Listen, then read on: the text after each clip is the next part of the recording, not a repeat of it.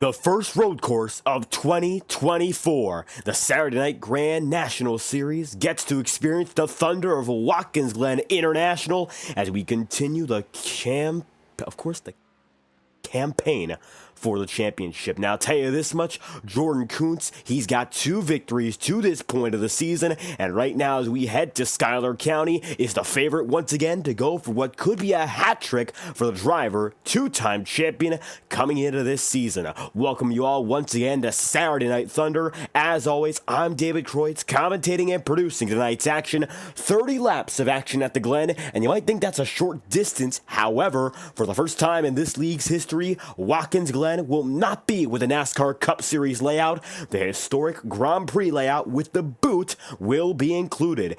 Each and every turn of action here at the Glen will be put to good use. No cuts in the action. Full-on racing for over 3.5 miles every lap. And we've got 30 laps on display as drivers have taken to the circuit for the first time in qualifying conditions. Jordan Kuntz is on the way right now with 8 minutes and 23 seconds left. The fastest driver in our practice session. And he gets things going right now as you'll see the boot configuration. You might not be too familiar with these corners. However, the rest of the track very similar to the NASCAR Cup Series configuration, and right now Kuntz is getting to grips, had the fastest time in practice, a 1 minute and 52 second lap.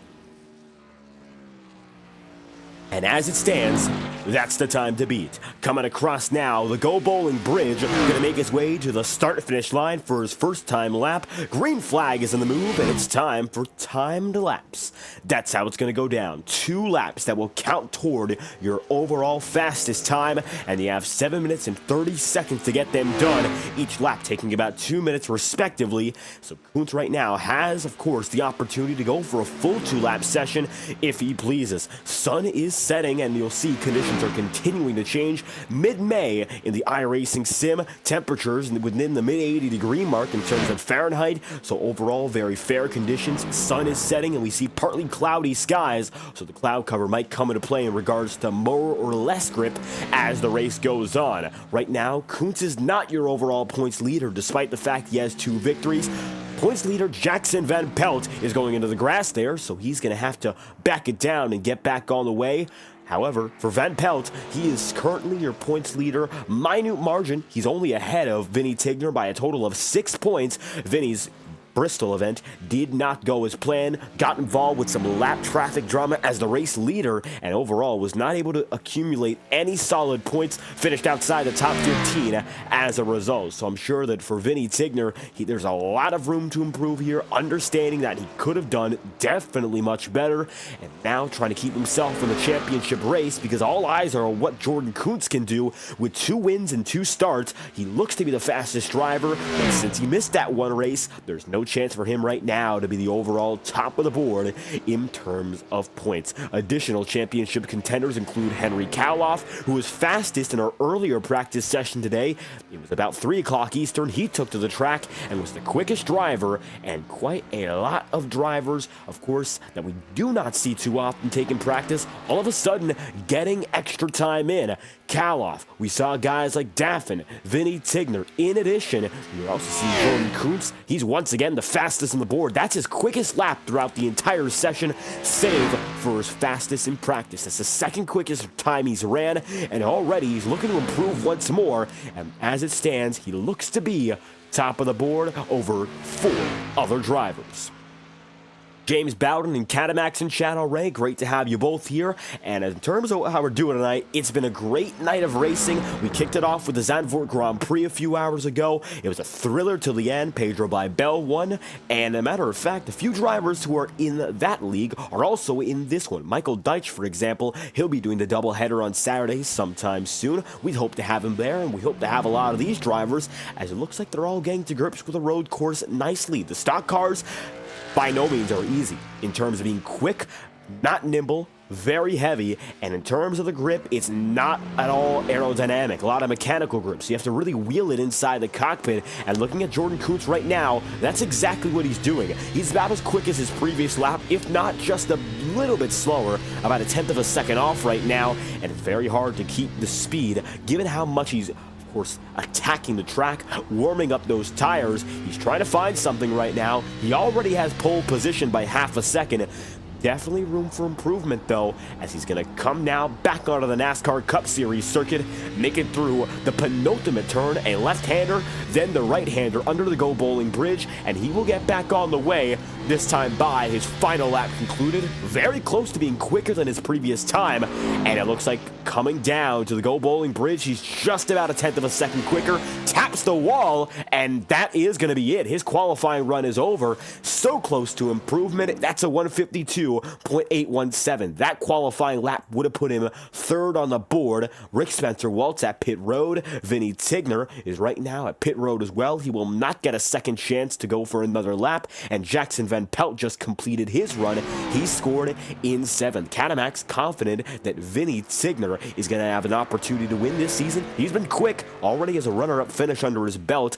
I wouldn't be surprised if Vinny, who's second in points, has a chance to win this season. James Bowden saying that's going to be James Nelson driving for him tonight, so keep that in mind. 52 machine is going to be driven by James, but not Bowden. It'll be James Nelson inside of the cockpit. Kenneth Gorell going to be coming to the line this time through. That's the Twisted Tea, number 57, and right now, he's going to be scored, it looks like, 8th of those 8 drivers that have taken a time. That will end Gorell's qualifying session, and Mac Grab takes to the track tonight, going to be an all-black, matte black machine, and it's going to be a first time for, of course, Grab. He does not have his original paint scheme that started this year. He just got Trading Paints Pro, going to be trying out a lot of new paint schemes, so this is the first of many. It's a matte black design, stands out, but doesn't have all too much on it, as Grab is going to end his qualifying run. Looks like both laps are not valid. He'll be starting at the highest in the 9th position. Alec Daffin now the final driver to take to the track for a qualifying run. He's got only 2 more turns left in him. Matthew Weeks is going to be also on the circuit at the same time. Weeks is up to 4th. Daffin is going to get only 1 lap. He made a mistake on his first. This will be the only one that counts. Coming across the line just beyond the Go Bowling Bridge. Daffin's got speed, and at the stripe, that's going to be a 152.139. That is the fastest time. Alec Daffin, a pole, and the Colorado Technical University team is on top. Matthew Weeks at the stripe, he goes 3rd fastest, and already we see our 2 quicker times, 1st and 3rd. They're going to be the 2 final times to this point. Just like that, Matthew Weeks and Alec Daffin take the few worst opportunities they were given, and they turn him into big laps. Daffin only had 1 lap, and he set the pole. Matthew Weeks had both, and ends up in 3rd. That concludes our qualifying session, and just like that, we already know our results. So without further ado, let's get to know your starting grid. This is the Grand Prix at the Lake, and it's time to get things going from the virtual Watkins Glen International. Alec Daffin, who's been in, of course, a hard-fought battle to get back to his speed of last season, he finds himself in the pole position tonight. He's been a runner-up in the championship standings 2 seasons in a row, and last season broke out with 2 wins. Good shot to go for 1 tonight. He's got pole position.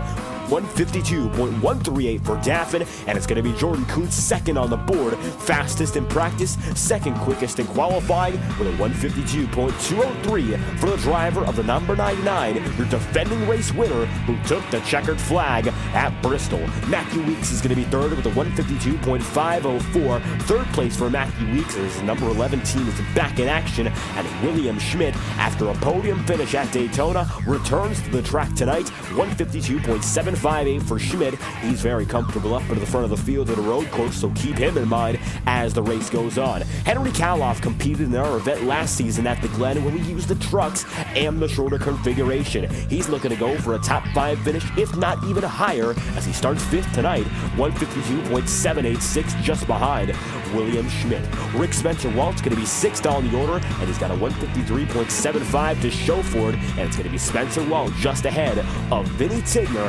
154.136, and your points leader, Jackson Van Pelt, will be starting in the 8th spot tonight with a 154.519. He's the final driver to take a lap. Kenneth Gorell is going to be now scored as well. He has a 156.212. Matter of fact, he'll be the final driver on the inside line with the time, as Carter Casey Casey is given the 10th position based on iRacing classification.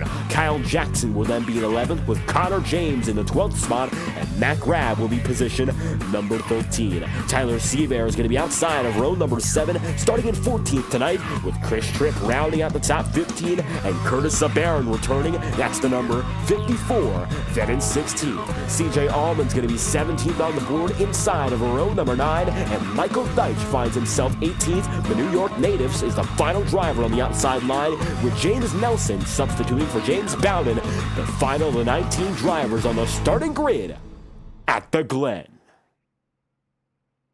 19 drivers, it will be 18 that take to the green flag, as Carter Casey is your race control. And now it's time to get to the starting grid. Drivers are already lined up. Jordan Kuntz is going to be on the front row. Right now, your pole sitter Alec Daffin isn't there just yet. He's due to be on the track momentarily, though. Watkins Glen is one of the most exciting circuits in the United States. One important thing to recognize, though, is that tonight we will not see use of the NASCAR Cup Series configuration, which most often we do when it comes to Watkins Glen. However, tonight we are using the 3.45 miles configuration, which was used in Formula One racing in previous decades, still used today for the 6 hours at the Glen. However, in terms of stock car racing, these drivers in the real world have never taken to the track with the full course configuration. The short course, which has been used in all NASCAR Cup Series events and Xfinity events and truck races likewise, has been used since 1979, and since 1985 when the NASCAR Cup Series returned to Watkins Glen, they've used that shorter configuration as well. So this is going to be unfounded territory for a lot of these drivers. It's a longer configuration, a bit trickier I'd say, and it's not as much about perfection, because Watkins Glen in its Cup configuration, very simple. This track, not as much. A lot of these drivers might not understand that boot portion as well as the rest of the track, so expect some mistakes. I'll say that much. 30 laps, I'm thinking that if it comes down to it, we will see 15 lap run of fuel, then a pit stop. It's going to be a one-stop cycle tonight. Jordan Kuntz running right now in second. Matthew Weeks is then, of course, going to be the man lining up in third. And as the sun sets across the backdrop here of Schuyler County, beautiful circuit, and it's even more so as the sun continues to glimmer down on these drivers. Kuntz in first. Course right now, that's just because he's taking it up the hill faster, but Alec Daffin has pole, and he has a big opportunity. We've not yet seen Daffin win at a road course in his career in the Saturday Night Thunder Grand National Series. Haven't seen him win in previous seasons at road courses either. His most recent 3 victories have come at the following tracks. First off, it was Kentucky in season 4. He got 2 victories immediately thereafter. Next season, pulling it together, and his second and final win that season coming in at Pocono. Missed Talladega, and it almost had an opportunity there. Gave way to a fantastic fight to the finish at Bristol. Of course, Jordan Kuntz eventually was the champion that season. Their former teammates of Shaw Racing back together again. Kuntz is back with Shaw Racing after appearing to have left the team after a one-season deal, but he's back again. Alec Daffin running for his own organization, and he's got his eNASCAR College Series paint scheme on to show for it. It looks like we see about 15 drivers taking to the track right now. Curtis Sabaron we do not see, nor do we see Connor James or Carter Casey, so we do not have the full field. We have a good majority of it, however, that will be taking to the track for all of tonight's action. There's Mac Grab, Jackson Van Pelt, and Vinny Tigner in the middle of the field. Your points leaders, Tigner and Van Pelt, they're not going to be up in front immediately. They're mid-pack right now. So Kuntz, Daffin, Weeks, we're all looking to be full-time competitors, have a big opportunity tonight to gain some points and definitely gain some higher finishing positions than those that they're running against for the title. I think that's going to be a big deal tonight, especially for Jordan Kuntz. He missed one race, but he's won the other 2. So he's been already a contender despite not making every race. If he can win tonight and make it 3 wins and 3 starts, he has the potential to jump immediately up to the top of the board. But I think Vinny Tigner and Jackson Van Pelt, they'll have something to say about it. Points leaders are lined up on row 4. And of course, the 2 quickest contenders in this league's recent history are lined up on the front row again. Daffin and Kuntz. Kuntz and Daffin. The most important, most exciting battles in this league's history have come down to these two drivers again and again. And where else but Watkins Glen to perhaps see another of these infamous fights for a victory? The iRacing official pace car will drop down to the pit road this time by, and the drivers will go under the Go Bowling Bridge to kick off 30 laps of racing here in the Empire State. Pace car's off, Alec Daffin is in control, and the green flag is out. Welcome to Watkins Glen. This is the Grand Prix at the lake.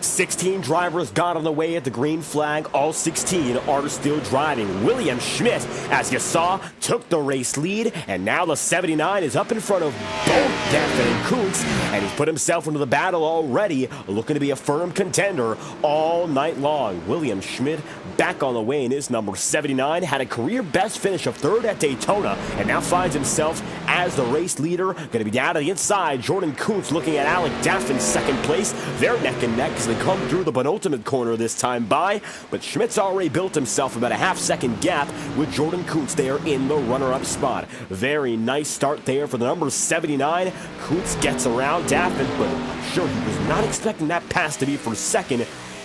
Most likely thinking it would be for the race lead. At the line, Schmidt, Kuntz, Daffin, Weeks, and Henry Kaloff. That's your top five. And right now, Kaloff puts himself just ahead of Rick Spencer-Walt, who tonight is running the number 31. So it looks like he's got himself the Highline Racing League paint scheme.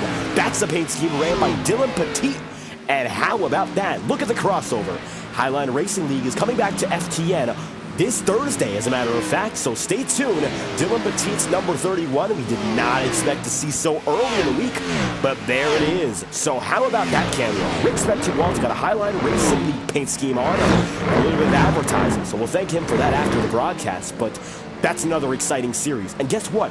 They're returning to the Xfinity cars as well. They're going to have a lot of fun races, much like we are seeing tonight.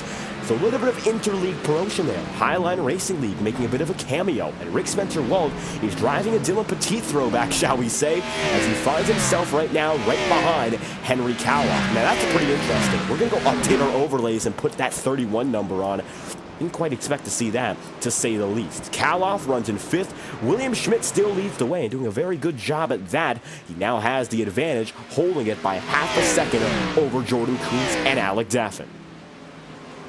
Now his drivers are getting things going right now, and Schmidt's on the way. Gotta wonder what a driver like Alec Daffin is thinking, already seeing 2 spots taken in these early laps. Now I don't expect that to be a long-term deal. We are of course going to see drivers maybe come and go as the night progresses, so expect to see some action all throughout the track for Daffin to maybe make some moves, make some passes and such. But right now, running in third from the pole position, I don't think he wanted to give up those spots, and yet he's had to do so, at least for the time being. So as they come across the stripe yet again, Alec Daffin is the man who currently runs in third and does not have the race lead any longer. That is still William Schmidt's domain. But Jordan Kuntz is also looking to catch up right now, and he currently finds himself second place. And the Grand Prix at the Lake is given way to an exciting and shocking lead change. William Schmidt has control. However, yes, it's a big opportunity to make some gains here. So in stock car racing, unlike the earlier broadcast we had tonight with the Velocity Online Racing League, no opportunity for artificial push to pass or anything of that sort. You work with what you got until the very end. So for Kuntz, he's really trying to use that slipstream, trying to get the advantage by using the draft, and right now hasn't been able to do so to get back up to William Schmidt. However, that could change. Going through the boot, it's a lot more technical. Not a lot of high-speed segments as opposed to the Cup configuration. You've got to really work through the nitty-gritty of the track, and take a look at this right now.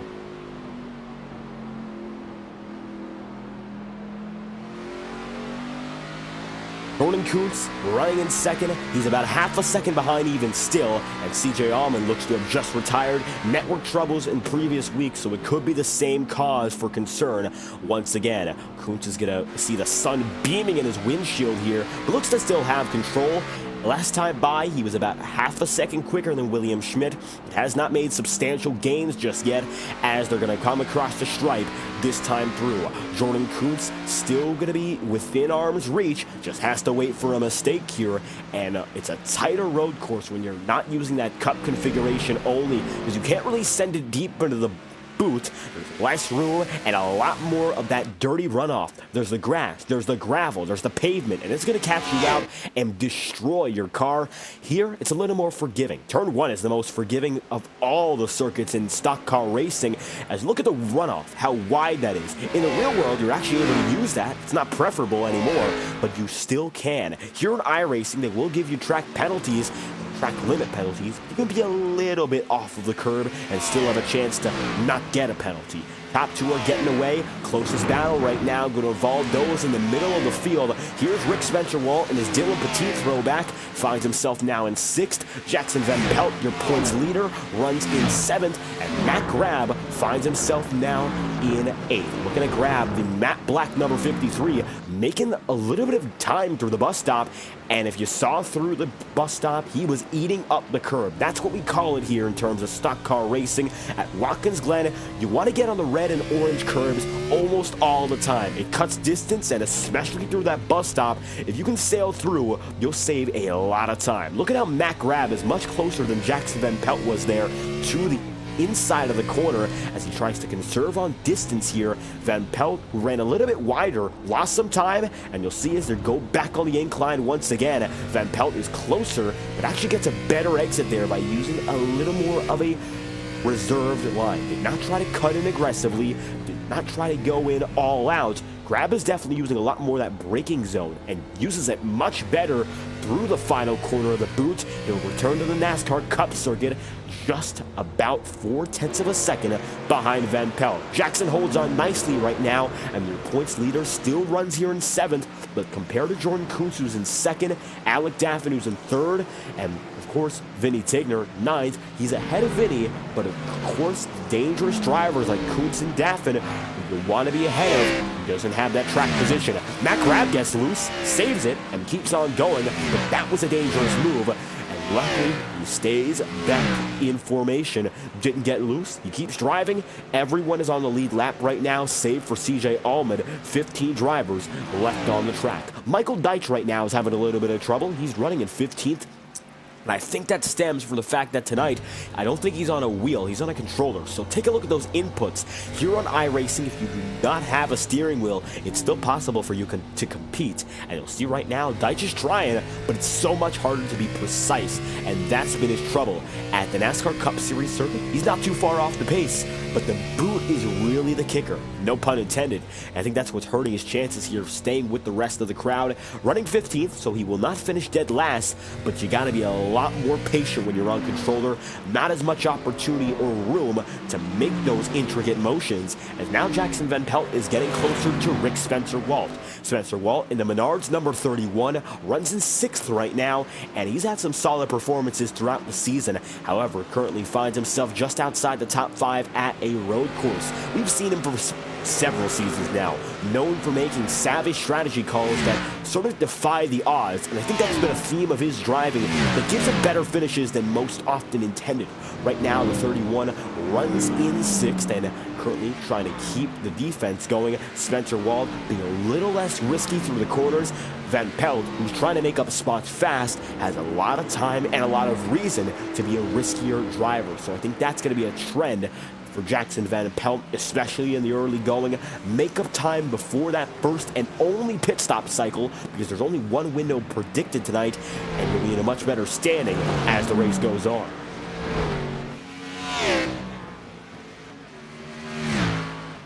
Lead battle is definitely dissipated. We'll look back at it once again. William Schmidt starting to become the quicker driver, but these guys are neck and neck in terms of pace, matching each other almost every lap. William Schmidt finds himself the leader by 0.7 of a second right now, but that time by, he was 1/100th quicker. Not a major difference, that's for certain. However, he's still slightly quicker when it counts, and that's giving him all he needs to stay up in front at the top of the board. Jordan Kuntz right behind, about 0.7 back even still. Actually lost a bit of time through the bus stop, and that's why they're so even. Through the corners, it's Jordan Kuntz who has the big disadvantage. It's William Schmidt who actually has the edge. But down the straightaways, it's the draft that gives way to, of course, Jordan Kuntz being a much quicker driver. Those straights have helped him out a lot, but just not enough to get up to Schmidt. He still has the lead here, and the closest battle remains Van Pelt and Rick Spencer-Wald. Take a look off the back bumper here, the number 31. He's still working as he's got Van Pelt all over him.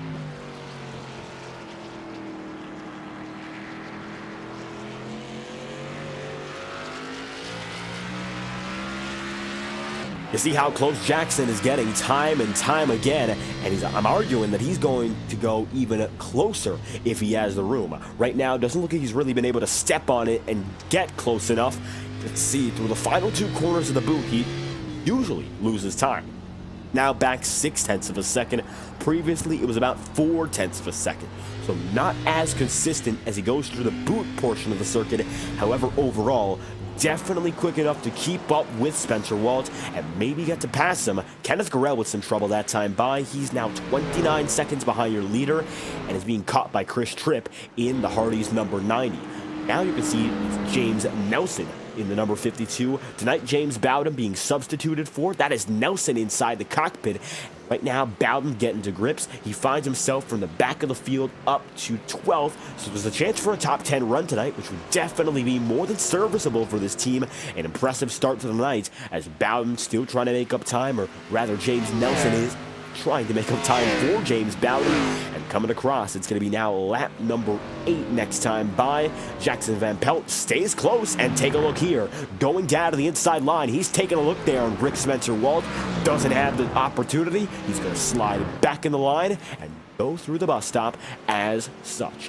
See, Henry Kaloff is actually losing time to both of these drivers. Even though Kaloff is on his own and these two drivers are so close to each other, they're both quick and have gained about 1/10 of a second every lap for the past 5 laps. There goes Van Pelt. He'll slide and take him deep.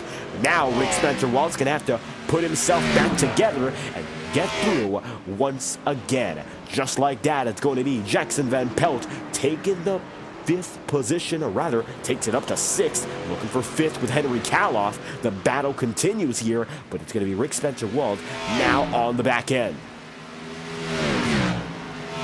See that number 31 machine lying very, very close. Dylan Petit's best runs last season in the Highline Racing League, broadcasted exclusively on FTN. They were at shorter circuits such as Bristol. Kendall Kerr was fast at Bristol, but did not pan out. Dylan Petit was able to come through that night, and the 31 machine on Thursday nights, well, he's got a familiar look, of course, to what Spencer Wald is driving. A bit of a cross promotion tonight with Rick Spencer Wald running the Highline paint scheme, and right now we looking at that Xfinity machine for the first time in quite a while, seeing some familiar faces taking on this Xfinity track, of course, with the Xfinity cars. These, of course, have been seen in the real world for several decades. Ever since early 1980s, we've seen stock car racing return to Watkins Glen, and as recent as this year, the Xfinity Series took to the Watkins Glen International circuit. A fantastic race there. I believe Sam Mayer got it done. I was in the grandstands that day watching I believe, the penultimate corner, rather the final corner, just by the Go Bowling Bridge, and we'll see who comes there next, because the boot circuit is entirely off limits when the Xfinity Series actually comes to this track. This circuit closed off, and it's almost never open for stock car racing. I think the last time it would have been 10, 15 years ago for an exhibition, which was with Tony Stewart and Lewis Hamilton. Never really for actual full-time stock car racing has this been used.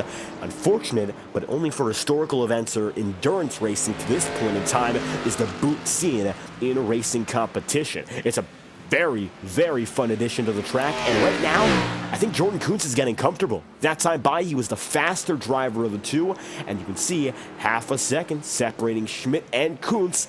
William has really held on nicely so far, but it looks like your two-time race winner already is looking to go for a third, and Schmidt's really hanging that car all out on the track. You can see he's counter-steering it back and forth. We're looking inside the cockpit of William Schmidt, and you would see for every time he tries to turn left, he's got to lean it right back to the right-hand side. And not so much as he goes through the off-camber corners, but when it comes down to those left turns, he's really loose. And I think he's starting to wear on the front tires, specifically that right front, especially when he leans it into a corner like the 90 here. He gets a bit shaken up, and you can see how hard he turns it back. He's losing a lot of time with that sort of behavior in the car, and now Jordan Kuntz is right there. He's 0.15 of a second behind and puts himself in the perfect position to maybe make a move. Kuntz now on the back bumper of Schmidt as they come down to the bus stop. He's going to look low, doesn't have enough opportunity to go for it just yet, stays right behind Schmidt, and the bus stop will go through single file. Schmidt, of course, Schmidt off all fours, Kuntz right there, and they are getting even closer. Slowly but surely, this is going to become a tight battle for the lead with the next coming laps. 9 out of 15. Schmidt just has to hold on about 6 more times around to have the advantage going into our pit cycle. And that pit stop cycle going to be very, very important for William Schmidt, especially because if he holds on for the first 15, 16 laps, who's to say he can't for the next 15? I think right now, if he just gets through this first half, he will be fine in regards to holding on to the race lead. But easier said than done, especially with that number 99 on your back bumper. Kuntz is the quickest driver in this league, point blank. He's been that way for several seasons. And that's the reason he's a two-time champion in defense. And that's the reason he'll go down to the inside line. Jordan Kuntz down low on William Schmidt, finds the gap. Schmidt goes wide, nearly into the barrier, and the Armco barrier almost finding the contact of the 79. Jordan Kuntz leads the way, and it only took him 9 laps to get back into the picture. It's Kuntz leading, Schmidt's now in second, and Alec Daffin still looks on, waiting in the wings. New race leader, and at the line, Jordan Kuntz is back on top. Schmidt's still got a chance to keep on fighting here. I don't think he's going to give up by any means. He's been quick, and there's a reason to suggest he can stay on Kuntz's tail as they go up the S's. Taking a look through the first right-hander. Nah, Schmidt is very, very loose there. That's bad news. I think he's worn out those tires, and that's huge, especially given that he's got a ways to go. Those are 5 or 6 laps that might seem like a short distance, but with this boot configuration, you're hanging on for 10 more, 15 more minutes than originally anticipated. This race is going to come out to about an hour in length overall, given the average lap is about 1 minute and 52-ish seconds. They're now down to 155, plus a pit stop or 2. So a 60-minute sprint for these drivers, and right now William Schmidt not having any of it because he's trying to hang on, but the damage to the tire is evident. Gets a bit closer on the entry into the boot here, and now running in the draft of Jordan Kuntz might help out.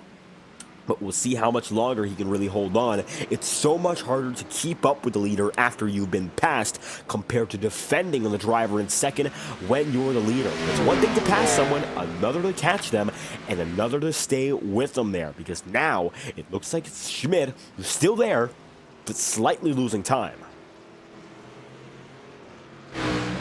Looking at another close battle, Henry Cowloff, Jackson Van Pelt. We mentioned that these two drivers were getting closer and closer. Spencer Walt got passed by Van Pelt, and now Jackson is looking for that 5th position, taking him a while to get slowly but surely closer to Henry Cowloff, but now, all of a sudden, he is there. Cowloff finds himself inside the top 5, running for the Van Dyke Recycling Solutions group, and that number 63 is still going to be in 5th, but it's Jackson Van Pelt slowly but surely getting near. The gap between Cowloff and Van Pelt, 0.8 of a second. So right now, they're getting closer and closer at the line. Last time through, Jackson Van Pelt was 0.2 of a second quicker. And across the stripe, it's going to be this time a 155.39 for Cowloff, 155.47 for Van Pelt. So that time, actually, Henry Cowloff gains a little bit back. However, we'll see whether or not that's going to be a one-time thing or a consistent trend, because Cowloff has definitely lost a lot of that lead he had in this battle compared to about 5 laps ago. Now it's Van Pelt making up more time, give or take, on every lap, and it's going to be a consistent trend if you can just stay calm through the boot and the bus stop. Coming through the bus stop this time by, it's a very deep lunge, and the gap is now going to be a 1/4 of a second. Cowloff knows there's pressure, and Van Pelt is definitely bringing it. Look on board now with the driver, the 07. Your points leader is getting close.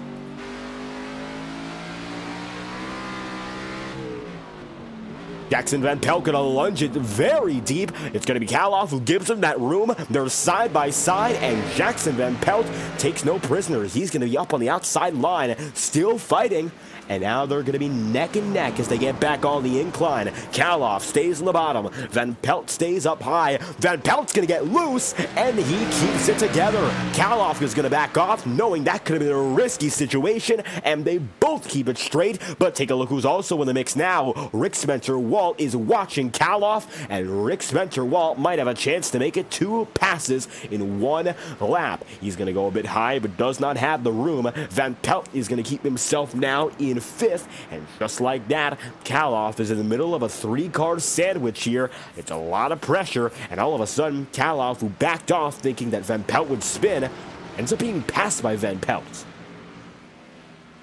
It was a huge save there for Jackson to keep himself straight despite being just about 30 degrees sideways, and that's going to give him, once again, another spot. He's up to 5th. Big gain so far for Jackson Van Pelt, and I'll tell you this much, he only continues to gain. Started 8th today, moves up into 5th, so right now he is the biggest mover on the track, and of all those in the top 5, he's the only one that did not start in the top 5. Goes to show how impressive he's been as he gets by another driver in Henry Cowloff. Battle in the back of the field. Kyle Jackson, despite the immense damage, still driving here, and he's still right behind Chris Tripp. Jackson, as you may remember, is a Final Four contender from Season 4 of the Truck Series on Saturday nights, and right now running a Ross Chastain throwback to 2022, the Protect Your Melon number 92, ran by DGM Racing. I actually have a picture of myself with Ross Chastain, and this exact paint scheme, albeit on a NASCAR Cup Series car. He signed a little model Corvette, not really little, but a ride-on Corvette that I've had since I was very young. It's from 2003, 24 hours Daytona replica, brought it up to the Glen, drove it right up to this car. This car was on display all for the 2022 race weekend at the Glen, so very interesting to see a throwback here. It's recent, and right now, not a lot of that Ross Chastain luck and crazy moves. I mean, he's shredded. Quick enough to stay with Tripp, but very, very much damaged. And I don't know how else he's going to do right now. This is going to move up James Nelson to the 10th position with damage. It's a big move there for Chris Tripp as he's going to slot back. Kyle Jackson's now into 11th. And Kenneth Gorell went down to pit road. So he'll be the first driver with a competitive pit stop today. He's on a 2-stop strategy. As he makes it in 12 laps into the 30, he will have to, at the very least, go for one more pit stop in the rest of the night. So Tyler Seaver is going to find himself with some pressure now from the new tires of Kenneth Gorell. You'll see Seaver goes way up top, and now it's going to be Kenneth Gorell taking it to the bottom side as they go through the carousel. I think Seaver is going to actually try to keep fighting it. going to be now Gurrell, who makes the move regardless. That's how quick these drivers on new tires are. It's an easy move, and it just got made. Kenneth Gurrell up into 13th. Gurrell is going to be now just outside of the top dozen. Henry Kaloff is still close here to Jackson Van Pelt, and despite the fact he got past, he is not given up by any means as they come through the bus stop this time by. Kaloff knows that Van Pelt is no stranger to making a lunge or two. We'll see whether or not he races with the exact same attitude. No contact between these two, but they were very close coming around 2 laps prior, and the distance they gave each other was just enough to not have contact. But I'll tell you this much, by no means were they driving safe. It was enough, big risk, but enough to keep it together and keep it calm as they're still fighting each other for position. Right on board with Henry Kaloff through the boot as he tries to figure something out in passing the number 07.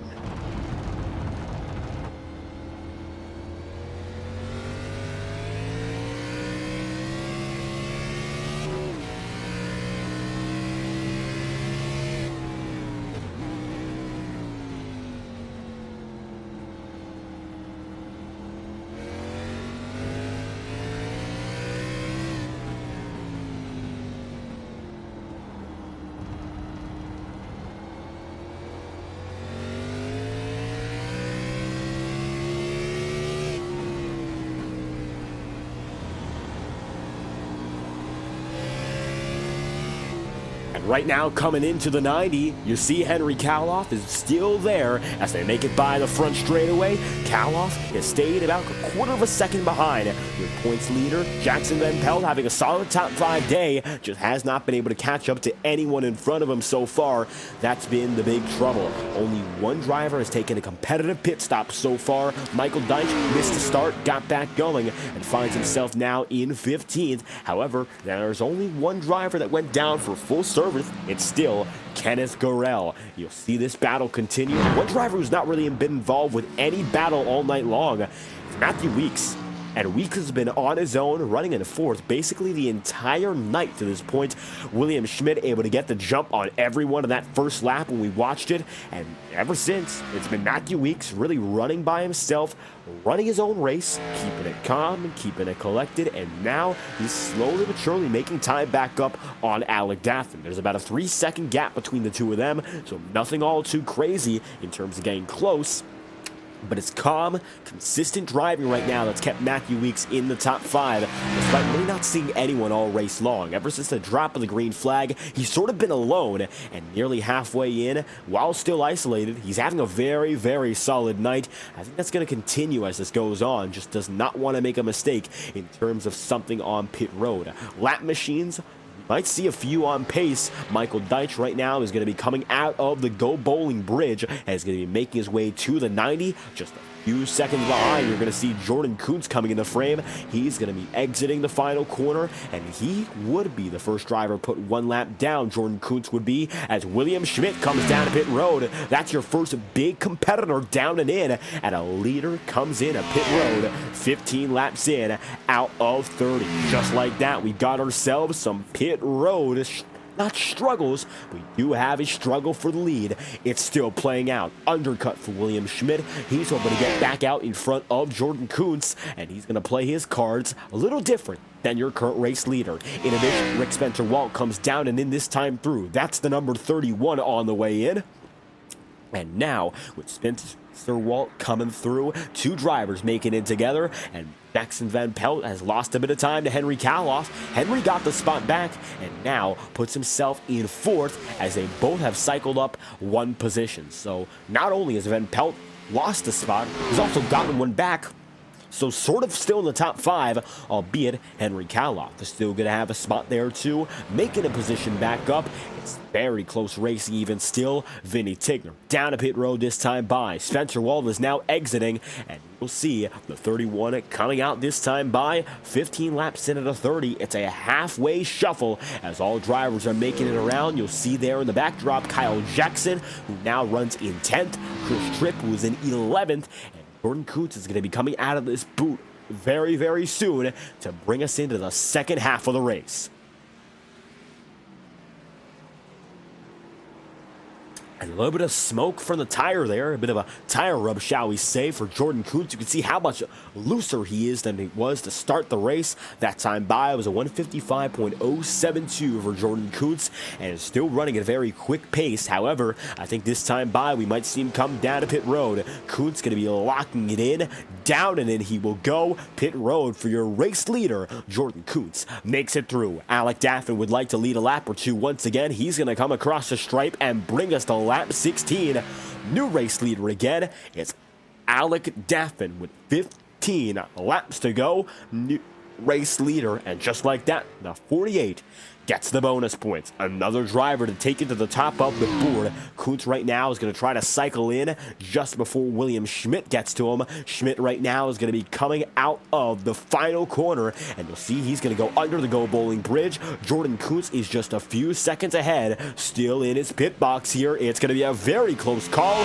Kuntz still going to be by the exit. He has the pole position stall, though. That's a big advantage in getting out, and William Schmidt's going to be side by side. They'll be close, and it's going to be a run right up the S's. Schmidt's going to be able to get neck and neck. They're side by side uphill, and Kuntz stays right there with them. Schmidt's got a bit of an advantage going up, and you'll see Kuntz has to back off slightly, but he stays in it.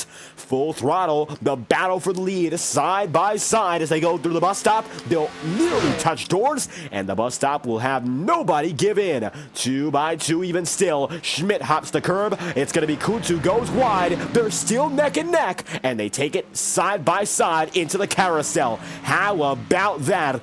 Just about a foot and a half between the two of them, and they still stay with each other. Schmidt backs off just a bit. He'll try to get the run nicely into the opening portion of the boot, and he's gonna have to stay right behind. Looks like Kuntz actually gets out with the race lead. He's certainly warmed up his tire, and with a half lap neck and neck, those two were really giving each other a lot of trouble. It's hard fought battling, but once again, Kuntz gets the advantage, even when we thought Schmidt had a chance.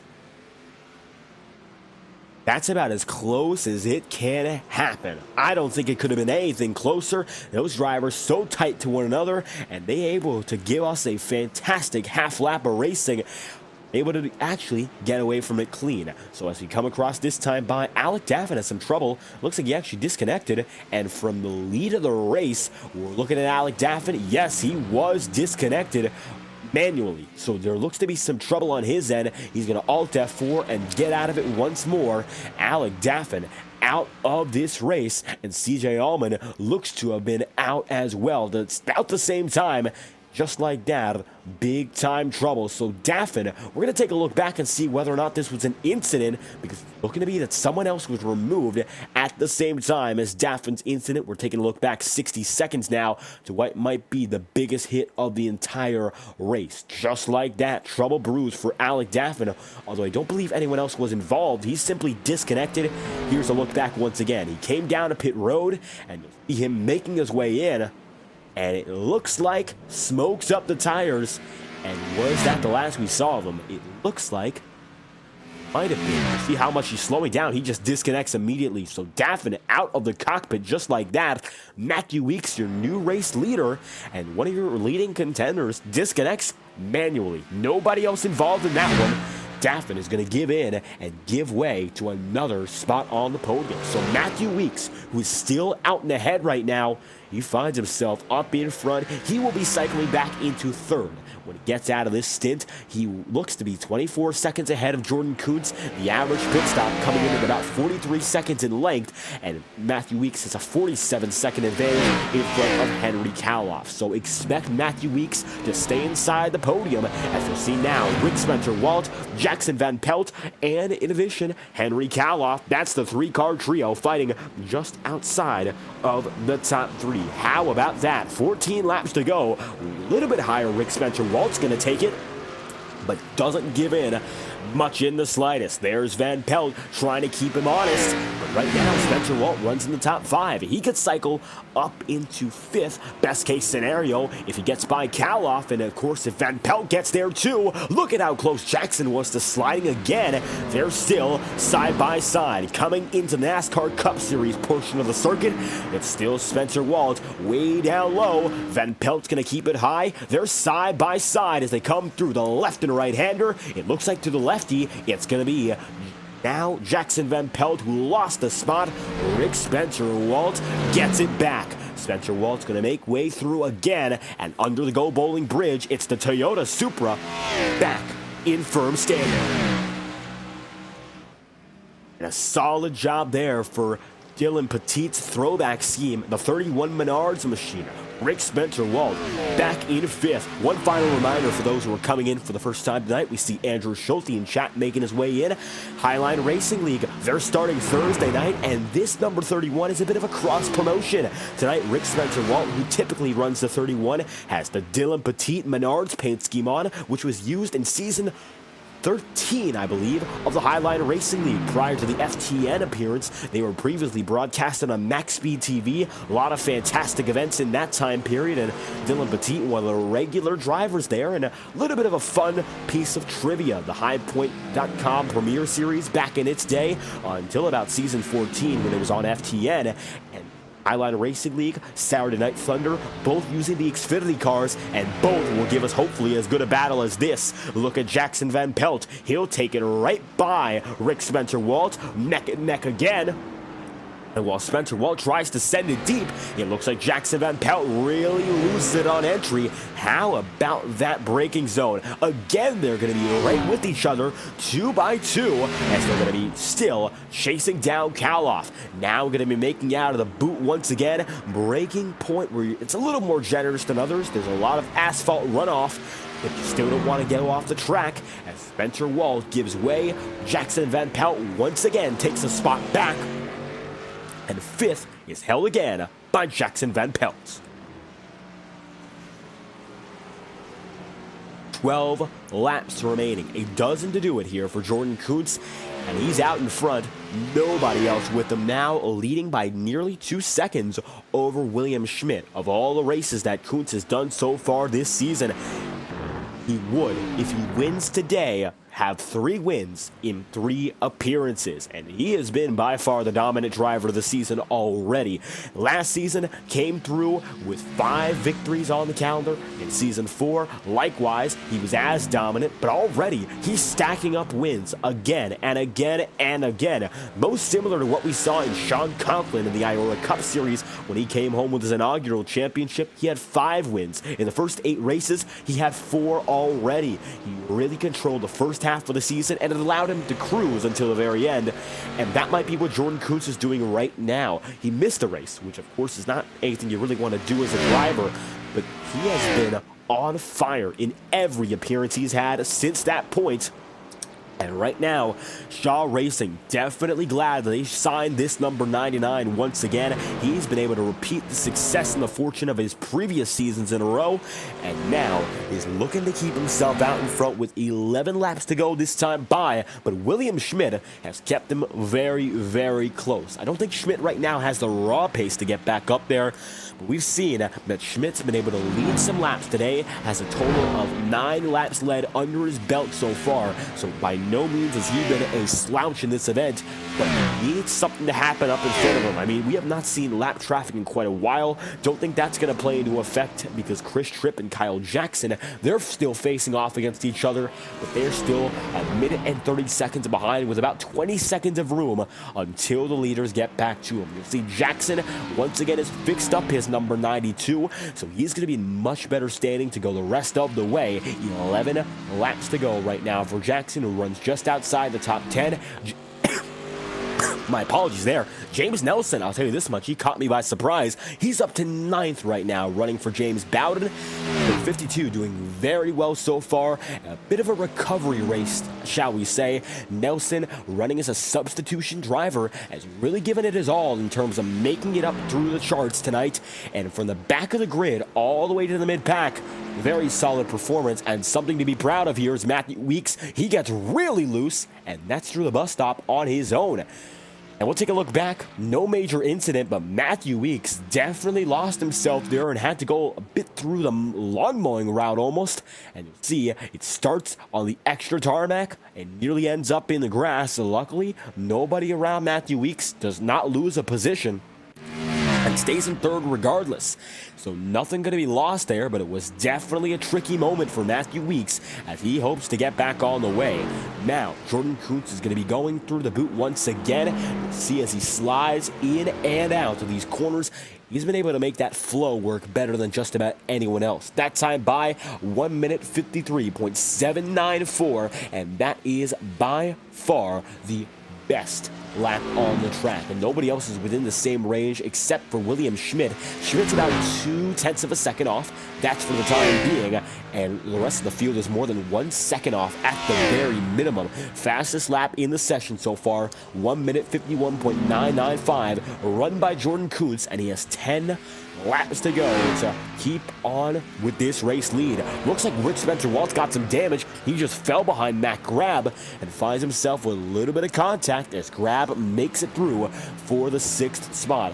Grab looks to have a clean car right now, so I think Rick Spencer-Walt might have gotten involved in his own doing.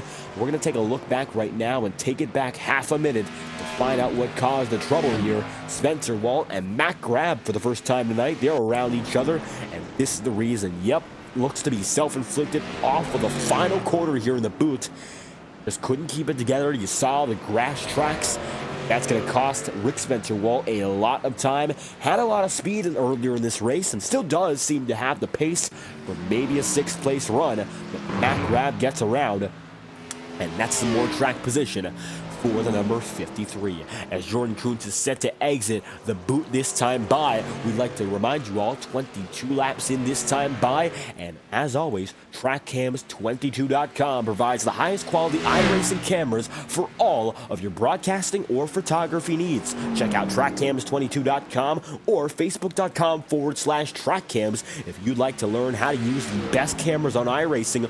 Over 100 car and track combinations are available for the best camera content on iRacing. Once again, be sure to visit TrackCams22.com or Facebook.com/TrackCams. Their links are in the description of our broadcast below. We'd love to have you join the TrackCams family as we are set to go and crank it up with 22 laps to go. You're watching the Grand Prix at the Lake, and we're gonna crank it up from upstate New York.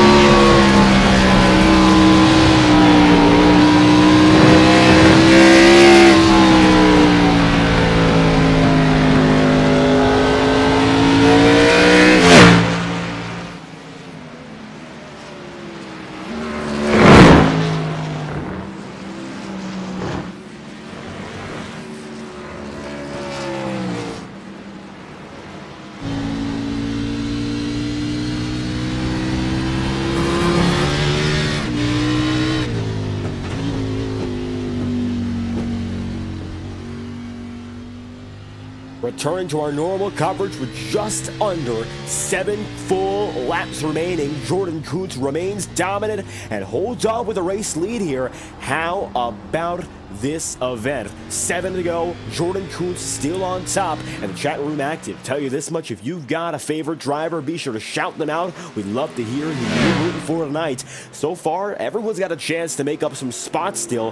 Most drivers are still somewhat close to one another, and we've seen some tight battles all throughout this event. How about Jackson Van Pelt? He is your points leader coming into tonight, and he's big time had to focus on both Vinny Tigner and Jordan Kuntz. Well, tonight, unfortunately, it looks like there's really nothing much you can do about Jordan Kuntz, but he's managed overall his other championship contenders and rivals, such as Henry Kaloff, was only 1 spot ahead and still room to maybe catch him. He is still ahead of the driver, the number 12, and Vinny Tigner, so that's one other driver that he definitely is going to gain points on. And when it comes to others like Alec Daffin, we know is quick, but he's had serious problems keeping that speed all season long. It just looks like wherever he is up in front, or whenever he is up in front, there's trouble that follows, and that's really been the worst of his season so far. There's been a lot of misfortune and just a lot of moments that don't seem to be necessary that just keep catching him out again and again and again. Henry Kaloff right now has made a lot of time up, though, on Van Pelt. He has a big enough lead where it's not necessarily, of course, all said and done. But he does have a comfortable enough advantage to maybe keep on going, not having to look in his rearview mirror all too often. About a 2-second advantage, and that's going to be enough to lock him right now into the 4th position, 20 seconds behind Matthew Weeks. And despite Matthew's stumble earlier in the run, he's held on as one of the quicker drivers throughout this event. Last time by 155.297, so he is quicker than just about everyone else in the field, save for Jordan Kuntz, William Schmidt, and Henry Kaloff. Everyone else is slower right now than Matthew Weeks, and Weeks has really been running in his own world all race long and has not had to worry about just about anyone else, and even gained a spot when Alec Daffin disconnected. So he cycled up and now puts himself firmly in the position to go all the way for the rest of this race. Shouldn't have to worry about pit stops in any sense. Right now, he's coming up in the lap machine of Chris Tripp. Tripp in the Valvoline machine is the first of all drivers running at least 1 lap down. Currently scored in 12. Putting himself there ahead of Tyler Seaver and Michael Deitch.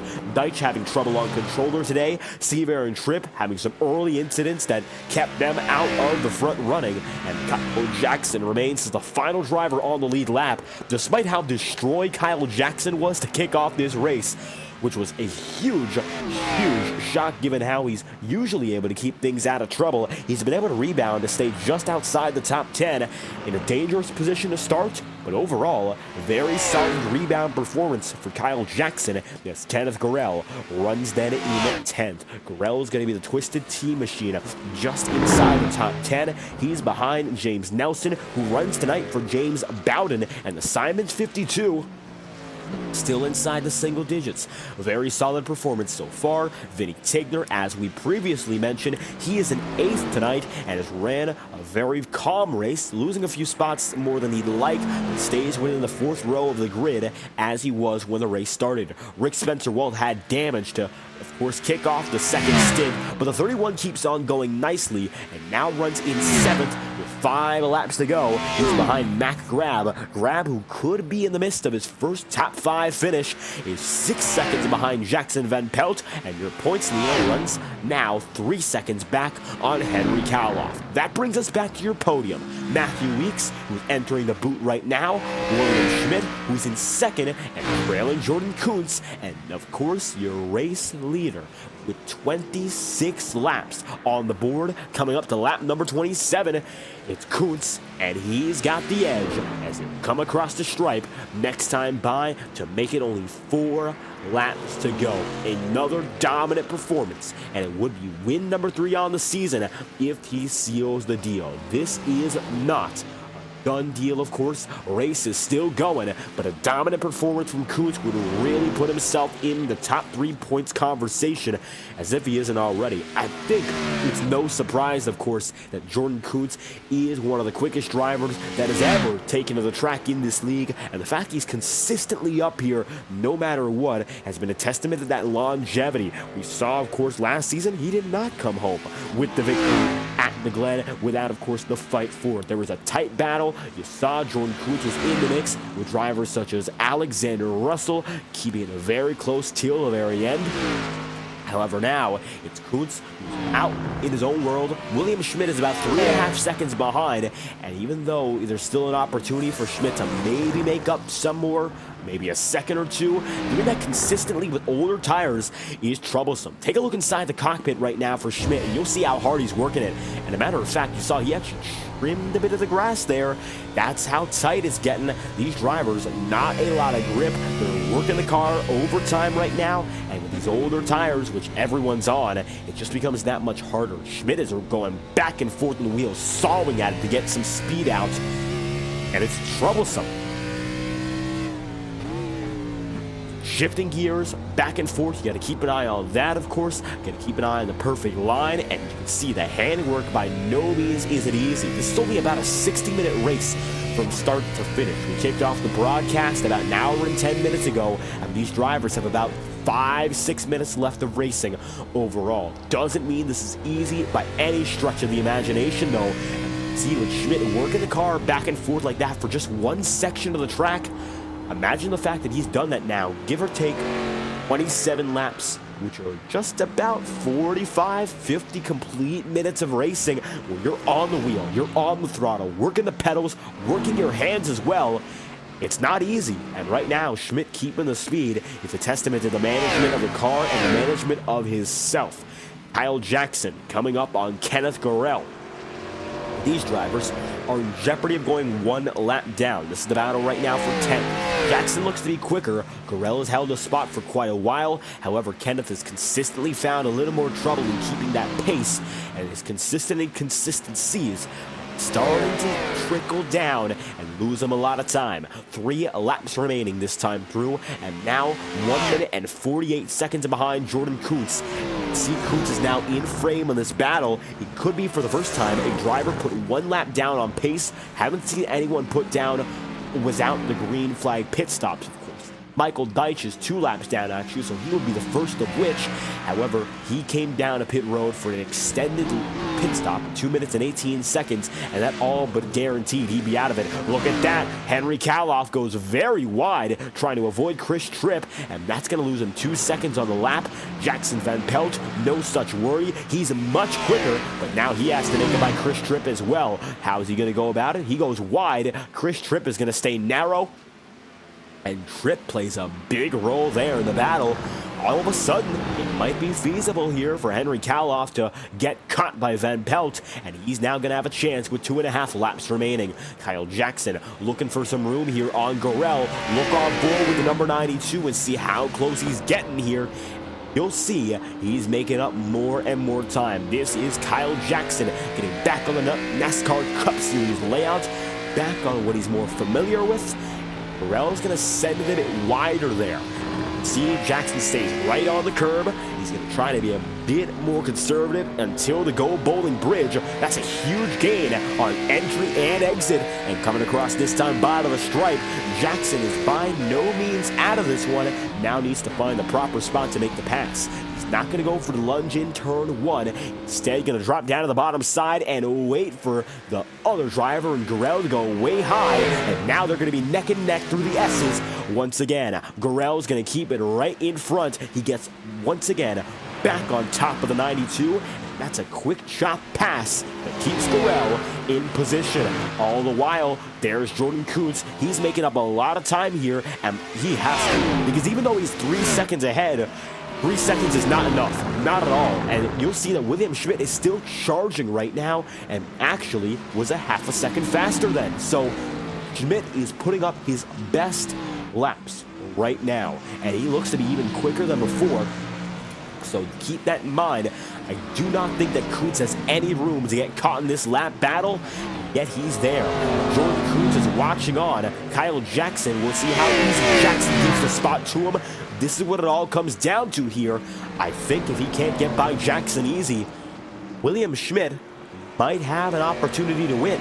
2 laps to go, this time by, and all of a sudden, the Shaw Racing number 99 finds himself in a bit of a debacle. He finds himself behind a battle for the position, which means these drivers are not only going to race hard to get that spot, but also they're going to race hard to stay on the lead lap. 2.5 seconds. William Schmidt is still looking on. Kuntz is going to back up just a bit through the boot. Doesn't give as much pressure, knowing he can give it all away with one foul swoop. He doesn't want to make that mistake. White flag is coming up next. Shaw Racing's number 99 is up ahead for what would already be his 3rd win of the season. 4 races are going to be in the books after tonight, and it's going to be Jordan Kuntz with a chance to have a 75% win rate after the end of this lap. 1 lap to go, this time by for Jordan Kuntz as he watches on. Kyle Jackson still going to try to make a pass here. Gurrell is still right ahead. Take a look on board. The 57 now going to be side by side, and Jackson has to keep on acting. He's got it on the high side. Can't look for an opportunity then. Has to stay low though if he wants to use that slipstream. The bus stop is the best possible place to pass. So right now, what's he going to do about it? He looks low, doesn't go for it. Going to back up the shot instead of sending it deep. And he's going to try to put more power through the curbs. Not enough to get right back. Through the carousel, they'll go once again. This is the battle for 10th, but your leader is right behind, and look who's there too. 1 second behind. William Schmidt's making time, and now Jackson is going to let that number 99 pass.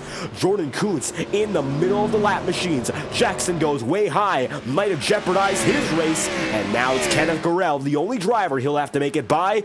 Just like that, Kuntz has 2 drivers as a buffer in the final 5 turns. Schmidt's gonna get loose. That might have been his final chance then and there. Now Jackson's gonna get topsy-turvy, and all of a sudden the battle for 10th continues, and William Schmidt got caught out to dry. Coming out of the boot this time through, Jordan Kuntz escapes the lap traffic. Schmidt goes wide, and the battle rages on. But for the number 99 and Shaw Racing, a 3rd win in 3 appearances is not only realistic, but it's only 2 turns away. Coming through the final left-hander past the Jackie Stewart grandstands, and this time through under the Go Bowling Bridge, Jordan Kuntz will come to the checkered flag as a 3-time winner in 4 races. Checkered flag waves, and Jordan Kuntz wins the Grand Prix at the lake. At the stripe, it looks like Gurrell will barely beat out Kyle Jackson, and William Schmidt will come home in 2nd. A hat trick for Jordan Kuntz. 3 wins. And another in the books already. Dominance for Kuntz this season, and he's only just begun.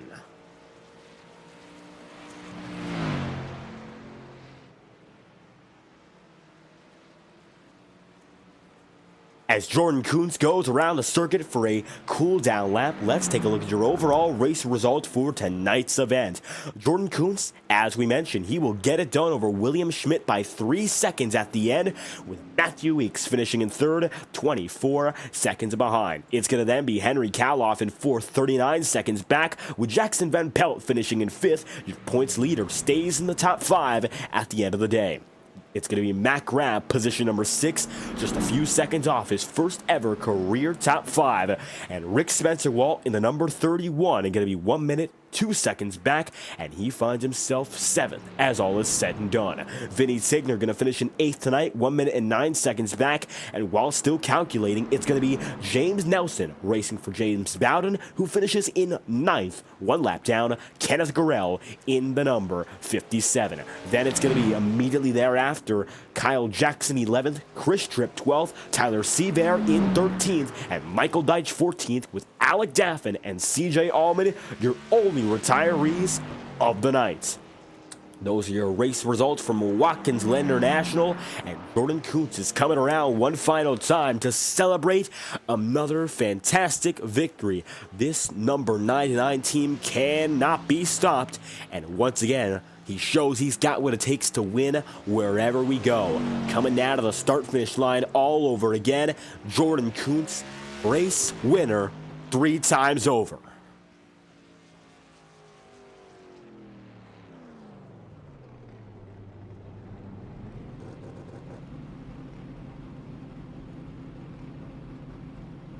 Parking it at the start-finish line.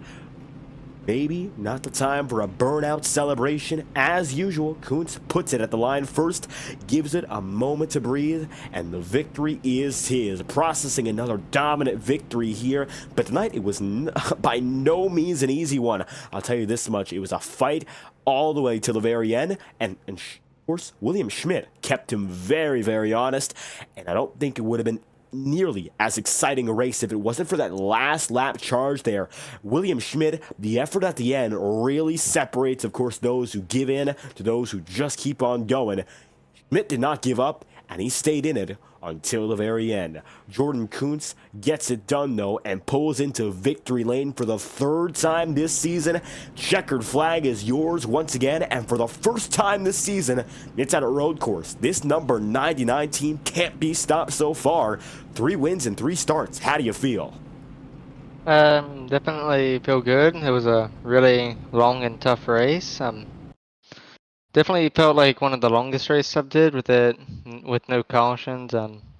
Had a car always in attacking range and striking distance, that if I make a huge mistake, I would fall back position. So definitely always had to keep it up and not drop the pace a ton, not make many mistakes, and just, I guess, be consistent. And I guess not as consistent as I would like. Made many mistakes throughout qualifying. Lost half a second in qualifying, and in the race, just too many mistakes. Not knowing the new boot layout with some corner didn't have any braking markers, so just guessing where to brake and hoped it worked, and I guess it did.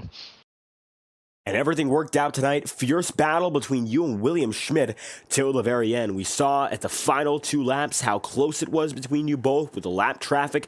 How was it working out the strategy? Because you were right, always in attacking distance. You weren't really ever truly away from your second place competitor, but definitely had enough room to breathe and understand the situation before things got really dicey. Yeah, definitely been a long time since I've done a road course race like this, where the person behind me pitted before me. I always try to, at road courses, pit on the same lap or before. I kind of forgot about the option of pitting earlier, and it almost backfired with him and me racing on the pit exit. But it all worked out in the end, and definitely will note that for next time. And it looks like the success keeps on coming for you, Jordan Kuntz. It's a 3rd victory, and Michigan is up next. Familiar track, of course, for you in this league, and we've seen success there before for Shaw Racing. You think there's a chance to maybe go 4 for 4 in attempts this season? I mean, I don't see why not. It's Michigan's going to be much more of probably a draft track. Still going to be a lot of managing tires. Don't kill the tires, whichever way the setup will be, tight or loose, I don't know yet. And just be there, be smart, and make the right calls. And hoping to keep on making the right calls, it's Jordan Kuntz coming out with the race victory tonight in the Grand Prix at the lake. Anyone else you'd like to thank after this victory? I'd like to thank everybody who watched this, all of my family, my mother, my dad, my grandpa, for watching every single race I do and supporting me all these 4 years I've been on iRacing and continuing, and my grandmother for watching these races as well. Always here to support me, and I'm glad I can get wins for them. And able to pull through with another win, 3 so far on the season. Jordan Kuntz gets the checkered flag at Watkins Glen. Thank you for your time. Thank you.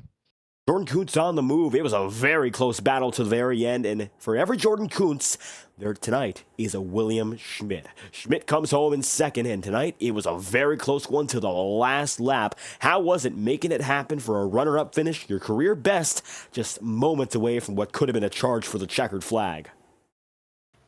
Yeah, I felt like there was a real shot there at the end with the lap cars kind of holding up Jordan, but eventually they just let Jordan by and held me up, and I had really nothing to go for there. But yeah, I thought he honestly had it locked away, so those last couple laps were a pretty pleasant surprise. But yeah, I don't know, I just didn't save the rears well enough, I guess. One-stop strategy, so really not a lot of room for error here when it came to that overall pace with the tires. However, you were still within 3 seconds almost all race long in the lead. You led 9 laps on the day as well, so by no means was this a slow car. You had a lot of pace there, so what was it like? Of course, Xfinity cars, first season we've seen them with this league. It's new for most of these drivers, and the boot configuration, that's a bigger challenge too, so getting to grips with that and understanding how to be aggressive really gave way to that chance for the win at the very end. Oh yeah, for sure. The boot was definitely a bit of a challenge in of itself. There was one corner. It was the first kind of sweeping right hander that I did not know how to traverse. I was lost there the entire race, but I could make up a decent bit of time in the corner before it, so it kind of balanced it out in a way where I wasn't losing much, but I wasn't gaining much either. But yeah, the car was definitely felt very kind of slippery during a lot of the corners. The rears were just kind of sliding out a lot. It was a lot of fun, honestly. And a fun event, of course. We're hoping to see a lot more on the table. Third and second so far in terms of your new career best. You've pushed yourself twice this season. Up next, Michigan. Do you think there's a chance to maybe go for that first victory on the season, which we've been looking for? I mean, the trend right now, third, second. I mean, hopefully. And perhaps due for a race victory whenever next, William Schmidt pulls through with a runner-up finish tonight here at Watkins Glen. Anyone else you'd like to thank after this performance? Yeah, of course. I want to thank you for putting this on. I want to thank everyone for putting this league on as well. Schulte and Coop as well for the team aspect of it, and all the drivers for putting on a pretty good race. There we have it. William Schmidt comes home second tonight, once again, career best finish, and keeps it honest until the very last lap. Thank you for your time. Yep, thank you. And for William Schmidt, he definitely had to fight for it all race long. But let's go to one driver we didn't really see all too much of today. Quiet race, but by no means was it a bad one. For Matthew Weeks, it's a podium finish, and it was all about running your own race, Matthew. I mean, it looked like you had that spot basically locked up the whole day. Just had to run the laps, put the time in, and you get out with a podium finish here from Watkins Glen. How are you feeling with the top 3? Surprised because I suck at road courses, so I'll take it. Tell you this much tonight, didn't look like anyone was really challenging you, quicker than anyone else behind you, and the top 2 just seemed to run away with everything. So you were in the middle ground with really nobody else there working with you. You had to just run your laps and make things happen. What was it like getting to, of course, work it out by yourself and really keep the speed?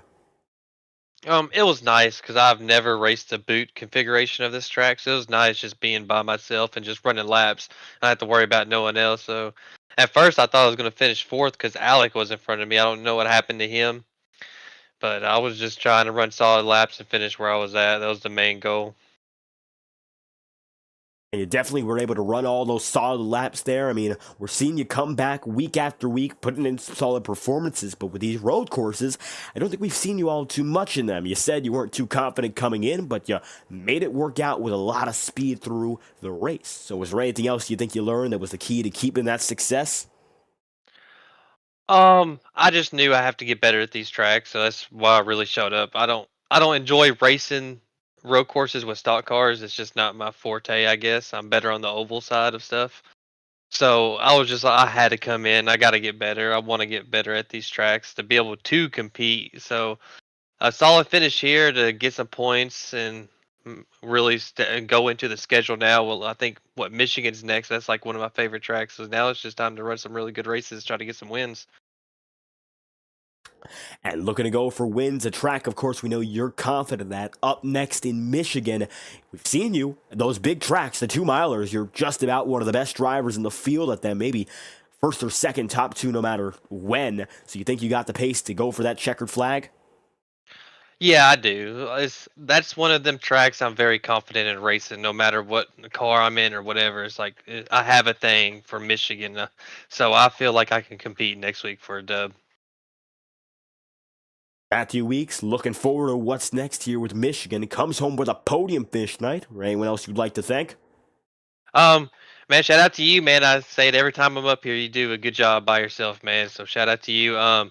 To Case, I think it's that Carter Case that runs the league, man. Shout out to him. I'm glad he moved to Xfinity because I hated the trucks. So I love that it's Xfinity cars and everyone that races. I'm glad there's people that are actually showing up and running this league. It's fun.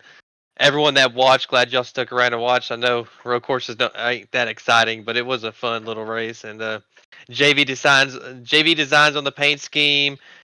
And all my Pro Edge guys who race in other leagues, that's my team. So shout out to those guys who checked in and watched this race while I was running some laps. Matthew Weeks pulls through with a third place finish tonight and the podium bottom step locked up again by the number 11. Thank you for your time. All right, man. You have a good one. I'll catch you next week. Matthew Weeks on the way. It's a top three. Once again, familiar faces and a few personal bests being pushed. Matthew Weeks in third with William Schmidt's career high finish of second, putting himself in the middle of the podium, and Jordan Kuntz, third consecutive win. That's another on the win column. How about that for Jordan Kuntz? Another impressive run till the very end. And that's going to set ourselves up for another big track, and it's going to be Big Michigan, the 2-mile circuit. And it's going to bring us back to Brooklyn, Michigan next Saturday. Be sure to stay tuned for another fantastic. And no doubt we're due for a fun race next up at Michigan. Keep in mind, if you're still watching us live on FTN, you can join in on all the action here in the Grand National Series by checking out our official Discord server live on FTN. We've got all access to every broadcasted league on the channel, so be sure to stay tuned. We'd love to have you watching exclusively here on FTN. Here's a look once again at the schedule. Looks like we had some trouble putting it up previously, so be sure to take a look. We'd love to have you join us here. It's a fantastic group of drivers, and they'll be taking off. And we'll see you all for our next broadcast. It's going to be Wednesday night as the Culture Designs Truck Series kicks off at Daytona. Alexander Balderas will be on the call for that one, and I'll be back on Thursday night with the Highline Racing League. Thank you all for watching once again on FTN, and we'll see you when we next hit the track.